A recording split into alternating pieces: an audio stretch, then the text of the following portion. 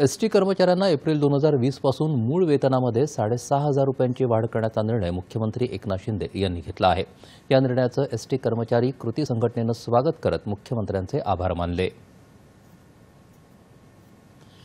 ST कर्मचाऱ्यांनी पुकारलेल्या संपाच्या पार्श्वभूमीवर काल सह्याद्री अतिथीगृहात मुख्यमंत्र्यांच्या अध्यक्षतेखाली कर्मचारी संघटनांची बैठक झाली।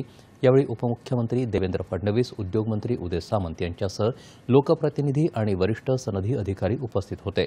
राज्य सरकार एसटी कर्मचाऱ्यांच्या मागण्यांबाबत सकारात्मक असताना उत्सवाच्या काळात संप करून सामान्यांना वेठीस धरणं योग्य नाही असं सांगत बैठकीच्या सुरुवातीलाच मुख्यमंत्र्यांनी संपाबाबत तीव्र नाराजी व्यक्त केली।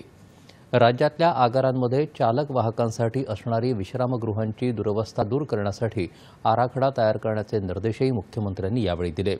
एसटी कर्मचाऱ्यांना वैद्यकीय खर्च प्रतिपूर्तीबाबत चर्चा करताना राज्य शासनानं सर्वांसाठी महात्मा ज्योतिबा फुले जन आरोग्य योजना लागू केली असून त्याच्याशी संलग्न योजना एसटी महामंडळानं करावी, त्याचा लाभ कर्मचाऱ्यांना होईल अशी सूचना उपमुख्यमंत्री देवेंद्र फडणवीस यांनी केली।